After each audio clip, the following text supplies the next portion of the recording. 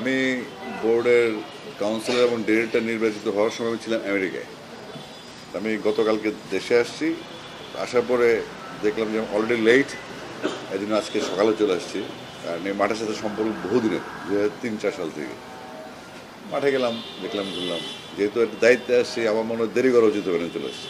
আর দর্শক আমরা ছোটোবেলা ছিলাম, তারপর খেলেছি, তারপর আবার দর্শক, এখন কাজে আসছি।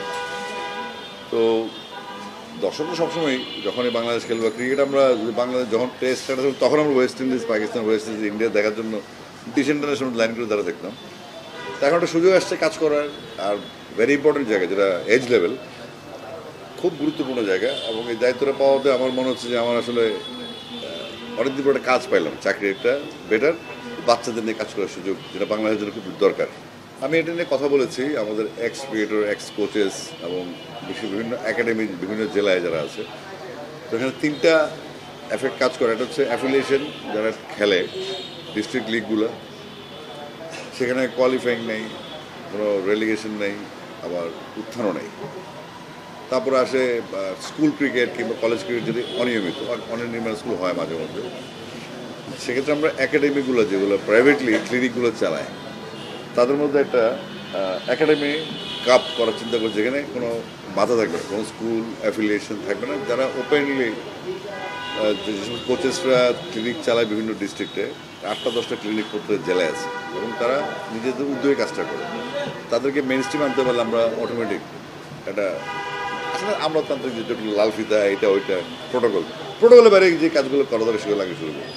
বুলবার সাথে কথা হয়েছে আমার, এবং যখন উনি বিসিবির চিফ হন আনঅফিসিয়ালি, আমি লাকি যে বুলবার সাথে আমার একটা সময় অনেক বড় প্লেয়ার বুলবে, আমরা ছোটোখাটো প্লেয়ার, কিন্তু উল্টা দিয়ে খেলেছে। আমি বুলবা এক টিমে, আমি আরেক টিমে। সুযোগ হয়েছে বুলবাইকে দেখার ছোটোবেলার জন্য, যখন 10-11-এ পড়ি, নান্নু ভাই কিংবা ফারুক ভাই, তাদের এগেনস্টে খেলার সুযোগ হয়েছে। পক্ষে ছিল শুধু হায়ুল সুমন বা জাভেদ বেলিম, শাহরুল বিদ্যুৎ, জাকারিয়া, জাহাঙ্গীর, এরা ছিল আমাদের সাথের প্লেয়ার। তো এখন তো ভালো জায়গা, ক্রিকেট বোর্ডের প্লেয়াররা পার্টিসিপেট করছে, রাজ্জাক আসছে, পাইলট আসছে। তো প্লেয়ারদের ইনভলভমেন্ট বাড়ছে, আস্তে আস্তে টেকনিক্যাল সাইডগুলো আমাদের উন্নত হবে, যেহেতু আমলাতান্ত্রিক ইস্যু থেকে বেরোয় প্লেয়াররা বোর্ডে আসতে চায়। এবং যারা সংগঠক, ক্লাব কেন্দ্রিক বা জেলা বিভাগে যারা কাজ করেন, আমি মনে করছি যে নতুন একটা জোয়ার তৈরি হবে, যেখানে সংগঠক তো মেইন, যারা ফাইন্যান্স করবে, এনকারেজ করবে, সময় দিবে, যারা অলরেডি মুখ ফিরিয়ে নিয়েছে মাঠ থেকে, তাদেরকে আবার মাঠমুখী করার জন্য আমাদের এই চেষ্টা থাকবে ডেফিনেটলি। চ্যালেঞ্জ কি, আমি নিজে তো আসলে এজ লেভেলের প্লেয়ার, আমি নিজেই আন্ডার 16 থেকে আসছি। তো অ্যাজ এ গায়ক এটা challenging, as an x cricketer এটা আমার জন্য একটা রেগুলার রুটিন। না না, আমি নিজে বাচ্চা ছিলাম। আমি তো আসলে আমার দুইটা কলেজ, বড়দের ব্যাপারে বড়রা কাজ করছে, আমরা ছোট যারা মাত্র আসলাম, এখনও তো ছোটো, মাত্র বোর্ডে আজকে প্রথম বিসিবিতে ঢুকলাম। এখানে আসছে 2003 সালে, যখন আরও ফতম সাহেব ছিলেন হাই পারফরমেন্স স্কোয়াডের চিফ, তখন তো আমরা এই মাঠের প্রত্যেকটি ইঞ্চি চেনা। এই মিরপুর মাঠে যখন সাউন্ড সিস্টেম প্রথম আমি ইমপ্লিমেন্ট করি এখানে, তো সুতরাং এটা অনেক ইস্যুস, হয়তো আল্লাহ তালা চাইছে যে এই ছেলেটা মাঠের লোক, তাকে মাঠে পাঠিয়ে দাও। আর বাচ্চাদের ইস্যুটা কি, বাচ্চাদেরকে চিনি না, তারা ভবিষ্যৎ। আর সিনিয়র সিটিজেন্স যারা একটা অভিজ্ঞতা নিয়ে চলে গেছে বা এখন আছেন, আর বাকিদেরকে আমি চিনি। বাচ্চাদের কাজ করার সবসময় আমার, যদি আমার গানের ক্যারিয়ার চেক করেন, তারা দেখবেন যে বাংলাদেশের সমস্ত তরুণ গায়ক গায়িকা, ডিরেক্টরদের সাথে কাজ করে আসছে। তো তরুণদের সাথে থাকাটা আমার নিজেকে তারুণ্যকে ধরে রাখা। বাচ্চারা খেলবে, বাচ্চারা ভবিষ্যতেই বড় প্লেয়ার হবে।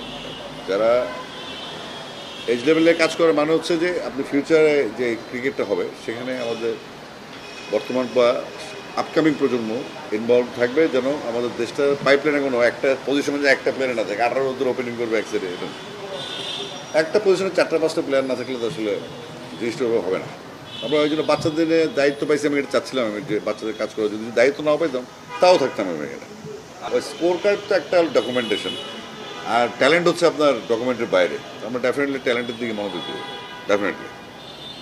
স্কোর বুক বা ওই তাৎক্ষণিকভাবে যারা আন্ডার-19 বাংলাদেশ চ্যাম্পিয়ন হয়ে গেল, তারপরে তারা কেন ন্যাশনাল টিমকে রিপ্রেজেন্ট করতে পারছে না, কেন, কোথায় গিয়ে আটকাচ্ছে? আন্ডার-19 ওয়ার্ল্ড কাপের পরে সিনিয়র টিম কেন না?